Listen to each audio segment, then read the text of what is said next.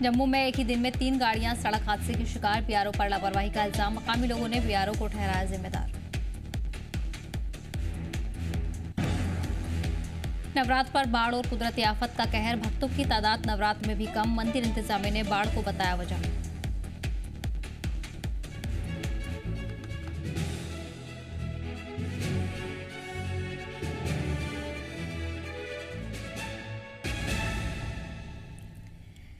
आदाब नाजरीन, जी जम्मू कश्मीर लद्दाख देख रहे हैं आप। मैं हूं आपके साथ सतफ सैफी। बुलेटिन की शुरुआत करेंगे बड़ी खबर के साथ। शोपियां में दहशतगर्दों के ठिकाने का पर्दाफाश किया गया है। सर्च ऑपरेशन के दौरान पुराना ठिकाना मिला है। जंगलों में टीन की चादरों से ढका हुआ था ठिकाना। कोई काबिल एतराज सामान बरामद नहीं हुआ है। सिक्योरिटी फोर्सेज की मुहिम लगातार जारी है। आपको बता दें कि बड़े पैमाने पर मुहिम चलाई जा रही है सुरक्षा बलों की तरफ से, जिसके तहत इस ठिकाने का भंडाफोड़ किया गया है।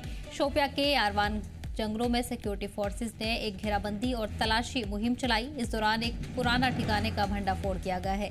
सीनियर पुलिस अफसरान के मुताबिक ठिकाना टीन की चादरों से ढका हुआ था, लेकिन वहां से कोई काबिल एतराज सामान बरामद नहीं हुआ। शुरुआती जांच में पता चला है कि ये ठिकाना काफी वक्त से खाली पड़ा था और हाल में इसका इस्तेमाल नहीं हुआ है। फिलहाल सिक्योरिटी फोर्सेज पूरे इलाके को खंगाल रही हैं।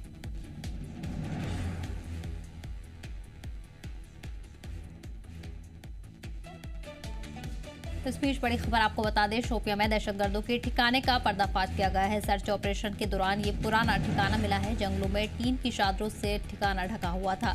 इस दौरान कोई भी काबिल एतराज सामान बरामद नहीं हुआ है। सिक्योरिटी फोर्सेज की मुहिम लगातार जारी है। बड़े पैमाने पर सुरक्षा बलों की तरफ से मुहिम चलाई जा रही है। शोपिया के यारवान जंगलों में ये मुहिम लगातार जारी है, जहां आसपास के इलाकों में भी तलाशी ली जा रही है। सिक्योरिटी फोर्सेज ने घेराबंदी और तलाशी मुहिम चलाई हुई है। इस दौरान एक पुराने ठिकाने का भंडाफोड़ हुआ है। सीनियर पुलिस अफसरान के मुताबिक ठिकाना टीन की चादरों से ढका हुआ था, लेकिन वहां से कोई भी काबिल एतराज सामान अब तक बरामद नहीं हुआ है। शुरुआती जांच में पता चला है कि ये ठिकाना काफी वक्त से खाली पड़ा था और हाल ही में इसका कोई भी इस्तेमाल नहीं हुआ है। फिलहाल सिक्योरिटी फोर्सेज मौके पर तैनात हैं और लगातार इलाके में सर्च ऑपरेशन जारी है।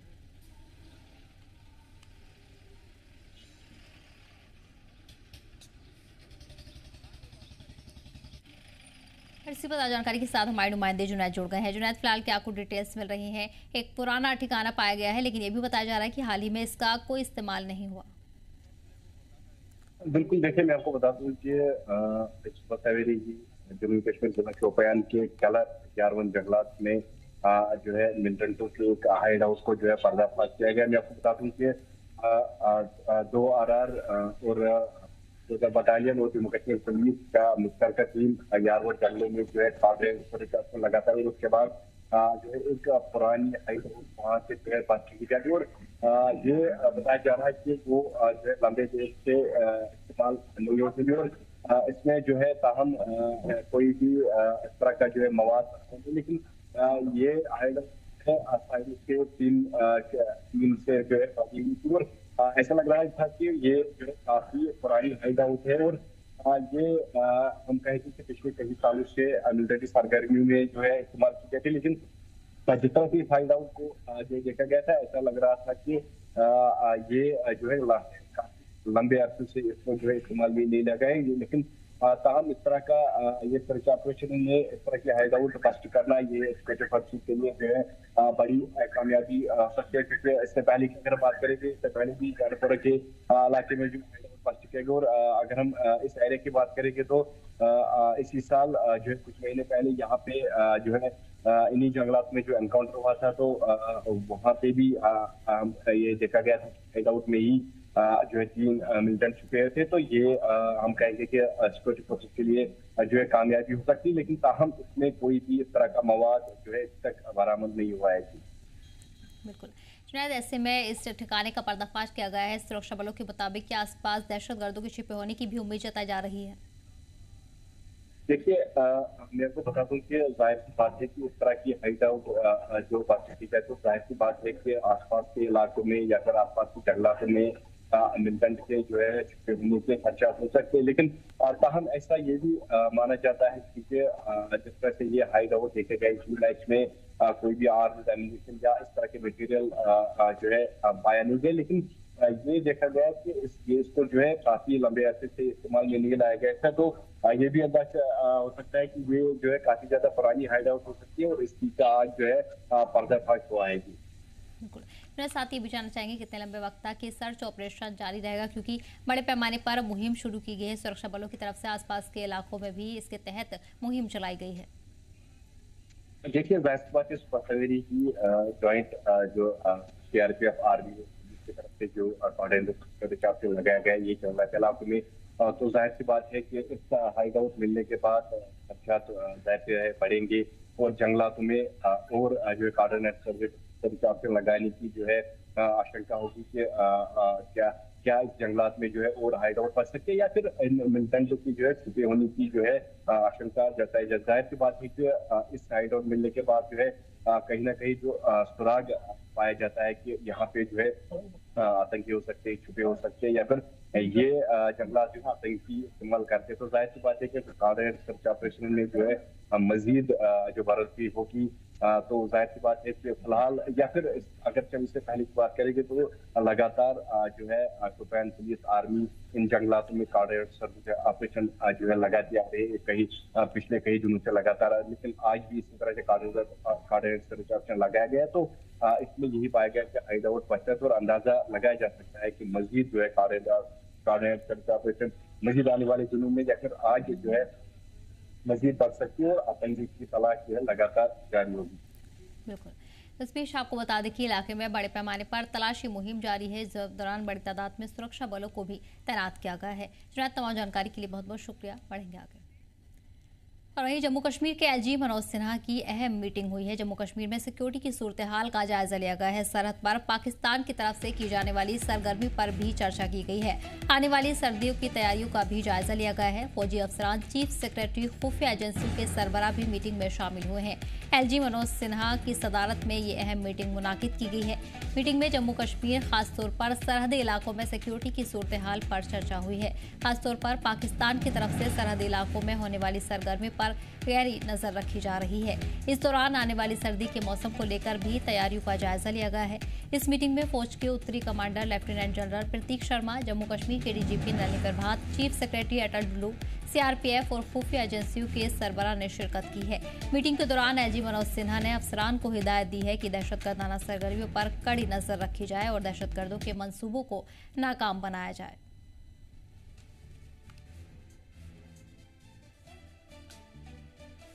तो वहीं इस बीच बड़ी जानकारी सामने आई है, जहां एलजी की तरफ से मीटिंग मुनाकिद की गई है। ये मीटिंग बेहद अहम मानी जा रही है। एलजी ने तमाम तैयारियों का जायजा लिया है, जहां मीटिंग में कई आला अफसरान भी मौजूद रहे हैं। सरहद पर पाक सरगर्मियों पर कड़ी निगरानी की जा रही है। आने वाली सर्दी की तैयारियों का भी जायजा लिया गया है। इस दौरान आपको बता दें कि सिक्योरिटी कड़ी की जा रही है। लगातार हरकतों को नाकाम करने की कोशिश की जा रही है। दहशतगर्दों के सभी मंसूबों को नाकाम करने के लिए सभी तैयारियां मुकम्मल की जा रही हैं और इसी सिलसिले में ये अहम मीटिंग मुनाकिद की गई। और इसी ताज़ा जानकारी के लिए हमारे नुमाइंदे मीर मौजूद गए हैं। मीर, फिलहाल क्या कुछ अपडेट मिल रहे हैं? अहम मीटिंग मुनाकिद की गई, एलजी की तरफ से किन चीज़ों पर खास ध्यान दिया गया है? जी बिल्कुल सही कहा आपने। आज हम कह सकते हैं कि जो यूनिफाइड जो कमांड है उनकी एक बड़ी एक अहम मीटिंग यहाँ पर श्रीनगर के राजभवन में हुई थी, जिसकी सदारत लेफ्टिनेंट मनोज सिन्हा जो है लेफ्टिनेंट गवर्नर मनोज सिन्हा खुद कर रहे थे। खासतौर पर अगर आप देखें तो इस मीटिंग का जो मकसद था वो सिक्योरिटी के जो सूरत हाल अभी हैं जम्मू कश्मीर में उसको मद्देनजर रख के जो है ये मीटिंग की गई थी। ना सिर्फ इस मीटिंग में हमने देखा कि आर्मी के हायर ऑफिशियल्स मौजूद थे, बल्कि अगर हम देखें तो जम्मू कश्मीर पुलिस के डीजीपी वो भी इस मीटिंग में मौजूद है। एडमिनिस्ट्रेटिव लेवल के जो हायर ऑफिशियल्स हैं वो भी इस मीटिंग में मौजूद थी। तो हर एक पहलू पे जो है गौरखोज किया गया। हालांकि इससे पहले भी अगर हमें याद होगा कि इससे पहले भी एक जो हाईकमांड जो मीटिंग जो है वो हुई थी जब ऑपरेशन सिंदूर का प्रोसेस चल रहा था, उसकी कामयाबी जब यहाँ पे हुई थी तो उस वक्त भी एक बड़े लेवल पे एक सिक्योरिटी मीटिंग की गई थी। और उस वक्त भी जो सिक्योरिटी के जो अलग अलग पर्सपेक्टिव्स हैं उसको मद्देनजर रख के उसमें मजबूती कैसे लाई जा सकती है, यहाँ पे जो सिक्योरिटी का जो ग्रिड है वो कैसे और ज्यादा मजबूत किया जा सकता है, उन सभी पॉइंट्स पे जो है उसको डिस्कशन किया गया था। करंटली अगर हम आज की इस मीटिंग की बात करें तो क्योंकि आने वाले कुछ महीनों में जो है अब यहाँ पे विंटर्स होने वाले हैं और अगर आप देखें तो रिसेंट जो एलओसी की जो एस्केलेशंस हुई है तो उस चीज को मद्देनजर रख के जो है आज की इस मीटिंग को बुलाया गया था, जिसमें ओवरऑल जो हमारे बॉर्डर लाइन के जो एरियाज है वहाँ पे सिक्योरिटी की ग्रिड को और ज्यादा बेहतर और मजबूत कैसे बनाया जा सकता है, या जो इंटेलिजेंस इनपुट्स को लेकर जो है किस तरह से कोऑर्डिनेटेड मैनर में ऑन ग्राउंड उनको जो है एग्जीक्यूट किया जा सकता है, किस तरह से मजीद जो है खासतौर पर टेररिस्ट के खिलाफ बड़ी कार्रवाइयाँ की जा सकती है। हालांकि इसमें कोई शक नहीं है कि हम यूजुअली ऐसी सूरत हाल देखते हैं कि जो टेररिस्ट है उनको जो है उनको खत्म किया जा रहा है, उनको जो है उनका जो एक वजूद जो है उसको मिटाने की लगातार जो है जम्मू कश्मीर पुलिस की तरफ से या आर्मी की तरफ से कार्रवाइयाँ होती रहती हैं। लेकिन क्योंकि जीरो टॉलरेंस पॉलिसी MHA ने कहा है टेररिज्म के हवाले से, तो यही कोशिश की जा रही है कि ये जो मौक़िफ़ जो है ये 100% अचीव किया जाए, एक्वायर किया जाए। तो इस ज़मीन में जो है हर एक पहलू को मद्देनजर रखा जा रहा है। ना सिर्फ हम इंटर लेवल की बात करें जो कि जम्मू कश्मीर के अलग अलग रीजन्स हैं, बल्कि जो बॉर्डर लाइन के जो एरियाज हैं वहाँ पे किस तरह से क्रॉस बॉर्डर की जो सिचुएशन जो है उसको और ज़्यादा स्ट्रेंथन किया जा सकता है, कि जो LOC है हमारी उसको कैसे मजबूत किया जा सकता है, वहाँ पे किस तरह के ग्रिड्स जो है खासतौर पर सिक्योरिटी ग्रिड्स जो है वहाँ पे नाफिज किए जा सकते हैं, सो दैट की 100% एश्योरिटी मिले। हालांकि आपको याद होगा कि रिसेंटली ही भारतीय BSF की तरफ से जो है एक इंट्रूडर को भी पकड़ा गया था। और इस तरह की जो कार्रवाइयाँ जो है पाकिस्तान की तरफ से यूजुअली जो है देखने को मिलती हैं, लेकिन एज ऑफ नाउ हमारे बॉर्डर्स काफ़ी ज़्यादा मजबूत है, हमारी आर्मी की वहाँ पे डिप्लॉयमेंट है या BSF की डिप्लॉयमेंट्स है, या अगर हम इंटरस्टेट की बात करें तो यहाँ पे जम्मू कश्मीर पुलिस की बात करें या CRPF की बात करें, हर चप्पे चप्पे पे उनकी जो है तैनाती देखने को मिलती है। वो एक बड़ा रीज़न है कि 2019 के बाद एक अलग ही जो है तस्वीर डेफिनेटली देखने को मिली है कि हम टेररिज्म को यहाँ पे अब दम तोड़ते हुए नजर आ रहा है। तो ये एक बड़ी अचीवमेंट है ऑब्वियसली, लेकिन इस अचीवमेंट को मेंटेन रखना और इसको और ज्यादा स्ट्रेंथन करना, चाहे हम सिक्योरिटी के किसी भी पर्सपेक्टिव को ले, क्योंकि अभी हम आज एक एडवांस वर्ल्ड में चल रहे हैं, तो साइबर थ्रेट्स की भी काफी ज्यादा गुंजाइशें रहती है। तो हर एक पहलू को जो है मद्देनजर रखा जा रहा है और उन पे किस तरह से एक्टिवली जो एक पॉलिसी जो है या एक फ्रेमवर्क जो है तैयार किया जा सकता है, जिससे हम 100% जो यहाँ पे जीरो टेररिज्म जो है उसको इंश्योर कर सकता है। उसके ज़मीन में आज की ये मीटिंग जो है श्रीनगर के राजभवन में बुलाई गई थी, जिसकी सदारत लेफ्टिनेंट गवर्नर मनोज सिन्हा खुद कर रहे थे। जी बिल्कुल। मेरे साथ ये भी जानना चाहेंगे, सर्दियों के मौसम में किस तरह के खतरात बढ़ जाते हैं, क्या कुछ चैलेंजेस पेश आते हैं, क्योंकि अभी से तैयारियां मुकम्मल कर दी गई हैं और निगरानी भी कड़ी कर दी गई है?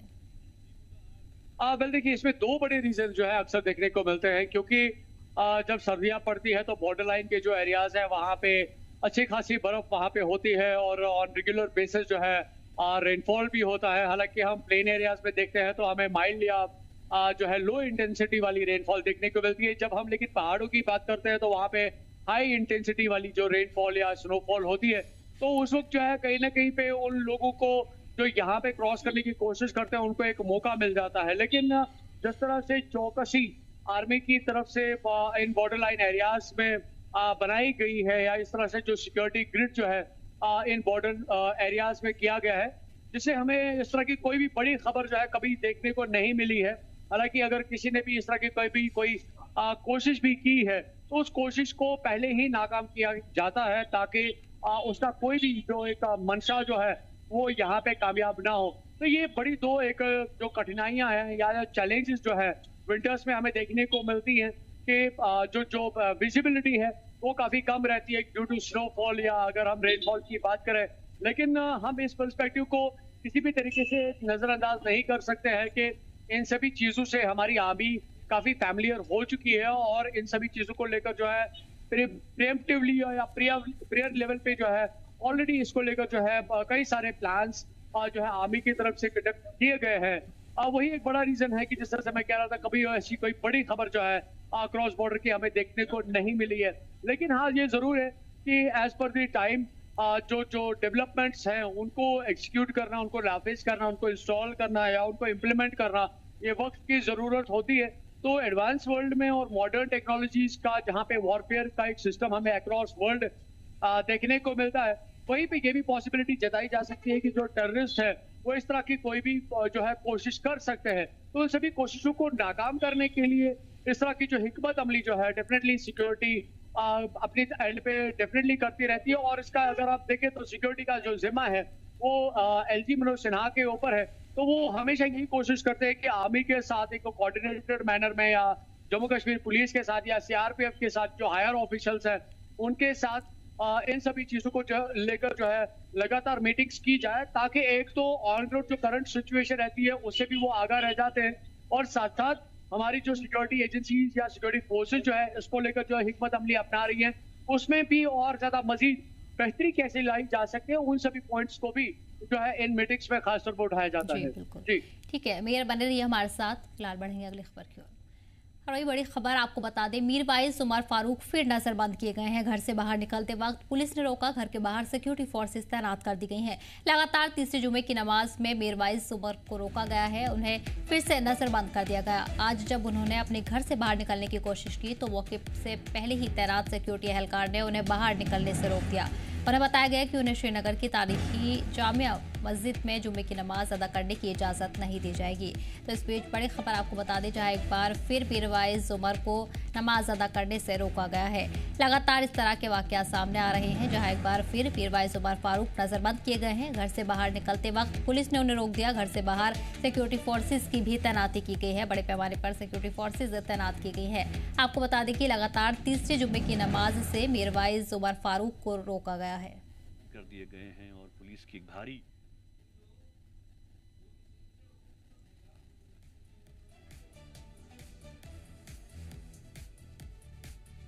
इस बीच बड़ी खबर आपको बता रहे हैं, जहां मीरवाइज उमर फारूक को लगातार तीसरे जुमे को नजरबंद कर दिया गया। आज जब उन्होंने अपने घर से बाहर निकलने की कोशिश की तो मौके पर पहले से तैनात सिक्योरिटी एहलकार ने उन्हें बाहर निकलने से रोक दिया। उन्हें बताया गया कि उन्हें श्रीनगर की तारीखी मस्जिद में जुमे की नमाज अदा करने की इजाजत नहीं दी जाएगी। जानकारी के लिए वीर हमारे साथ बने हुए हैं। फिर एक बार फिर मीरवाइज को रोका गया है और लगातार उन्हें हर जुमे को नजरबंद किया जाता है, लेकिन क्या कुछ वजूहात बताई जा रही हैं? वेल देखिए, रीजंस के बारे में तो अथॉरिटीज जो है उस तरह की कोई इनपुट नहीं है कि रीजन क्या रहा है उनके आज फिर से हाउस अरेस्ट का। लेकिन ये जरूर कह सकते हैं कि आज मीरवाइज मौलवी उमर फारूक ने अपने ट्विटर हैंडल पे, एक्स हैंडल पे जो है एक अपडेट डाला था, जिसमें उन्होंने एक तस्वीर शेयर की थी और तस्वीर के साथ जो है अपना बयान भी उसमें जो है लिखा है, जिसमें उनका मानना है कि आज तीसरे जुमा भी जो है उनको अपने घर में नजरबंद रखा जा रहा है और खासतौर पर जो जामिया मस्जिद में जो उनका खुतबा होता है उसकी इजाजत उनको जो है आज नहीं दी गई है।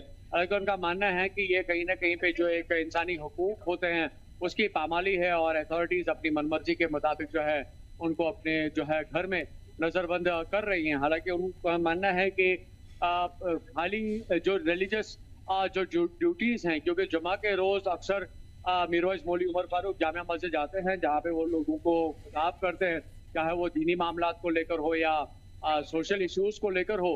लेकिन उनका मानना है कि इस तरह से उनके हुकूक की जो है वो पामाली हो रही है, उनकी जो आज़ादी है उसको पामाल किया जा रहा है और खासतौर पर जो उनकी रिलीजियस जो दीनी फराइज है उनको अदा करने से जो है उनको रोका जा रहा है। और उनका मानना है कि ये आज उनकी तीसरी जो है जुम्मा है कि वो आज फिर से तीसरी जुम्मा को भी अपने घर में नजरबंद रखे गए हैं। उनका मानना है कि उन्होंने घर से निकलने की कोशिश की थी, लेकिन उनको फिर मुतल्ला किया गया कि वो आज हाउस अरेस्ट है, इसलिए वो अपने घर से जो है आज बाहर नहीं निकल सकते हैं। जी साहिर मीर तीसरा जुमा है और एक बार फिर मीरवाइज को नजरबंद किया गया है। हालांकि इसकी कई बार वो शिकायत करते हुए नजर आए हैं, हाल ही में भी उनकी तरफ से कई रद्द-ए-अमल सामने आए हैं, लेकिन ऐसे में यही है कि हालात नॉर्मल होते हुए भी मीरवाइज को नजरबंद हर बार किया जा रहा है।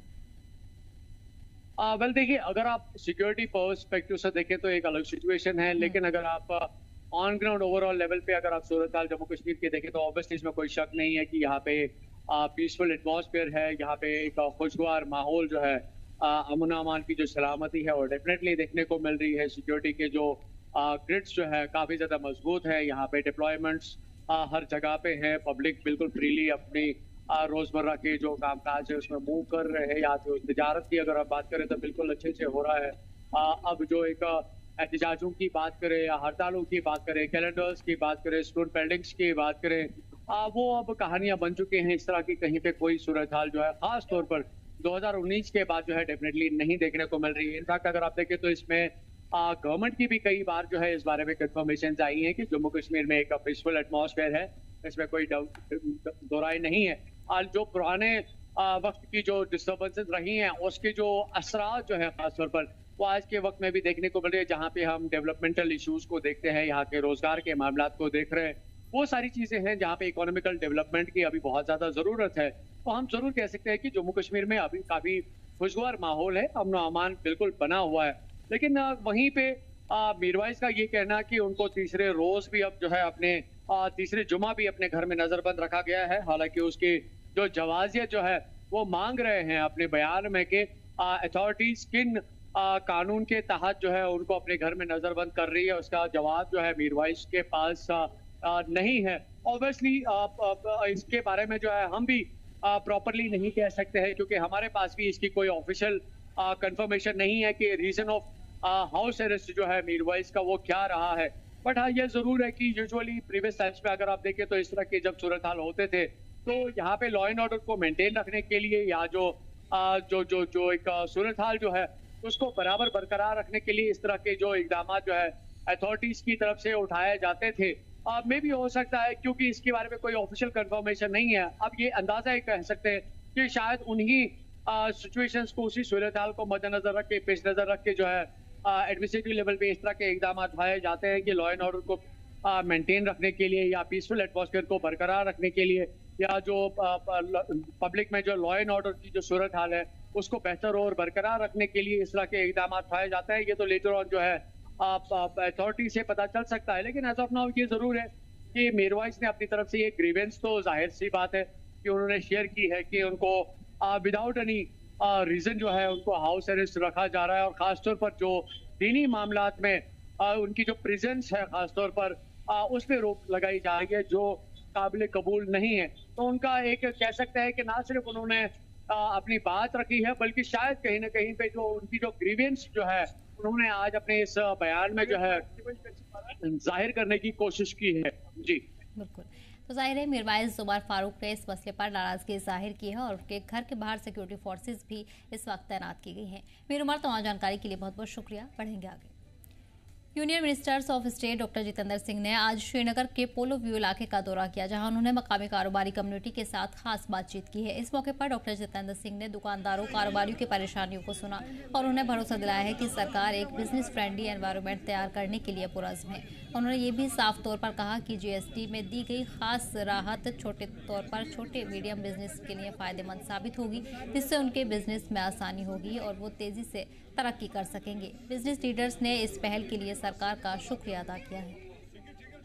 ये कश्मीर के इन पुरखेज फिजाओं में आज हमारे साथी निकले हैं ये जश्न मनाने को जो वजीर आजम मोदी साहब ने जीएसटी में रियायत दी है, और ख़ास तौर से कश्मीर में चूँकि यहाँ का कपड़ा, यहाँ की गारमेंट इंडस्ट्री बहुत मकबूल है दुनिया भर में, उसको एक बहुत बड़ी राहत मिली है और यहाँ पर टूरिस्ट दुनिया भर से तशरीफ़ लाता है, उनके लिए भी एक तोहफा रहेगा। और जैसा आपने खुद कहा कि दिवाली के मौसम में तो हमारे बहुत सारे जो तजारत करने वाले हमारे दोस्त साथी हैं वो वैसे भी डिस्काउंट करते हैं, तो मैं हमसे इनसे कह रहे थे कि ये तो डबल डिस्काउंट हो गया, एक मोदी जी का दिया हुआ, एक आप अपने तौर पर। तो मुझे खुशी है यहाँ पर हमारे कुछ एक ऐसे दुकानदार भी थे कि जिन्होंने 1% डिस्काउंट अपनी तरफ से भी किया है। तो कहने का की मुराद ये है, और वैसे भी कश्मीर का खास ख्याल रहता है मोदी जी को। नशे के खिलाफ चलाए जा रहे मुहिम को जारी रखते हुए शोपियां पुलिस ने एक ड्रग स्मगलर को गिरफ्तार किया है और उसके कब्जे से तकरीबन 2.4 किलोग्राम चरस बरामद की है। ये कार्रवाई पुलिस पोस्ट वाची की सरहद इलाके में हुई है। इत्तलात के मुताबिक पुलिस पोस्ट वाची की टीम ने डारबाग वाची इलाके में एक नाका लगाया।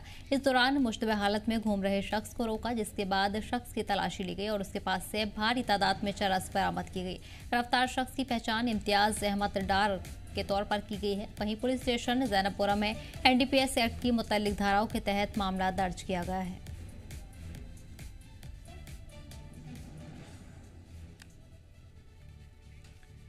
जनूबी कश्मीर के सबसे मशहूर टूरिस्ट प्लेस में से एक पहलगाम इन दिनों टूरिस्टों की लगातार बढ़ती आमद का गवाह बन रहा है। मकामी कारोबारियों ने उम्मीद जाहिर की है कि इससे न सिर्फ मकामी इकोनॉमी को बढ़ावा मिलेगा, बल्कि पहलगाम की रिवायती और इकोनॉमिक एक्टिविटीज में भी नई जान आएगी। लोगों ने सिक्योरिटी के पुख्ता इंतजाम करने के लिए जिला इंतजामिया और उमर सरकार का शुक्रिया अदा किया है।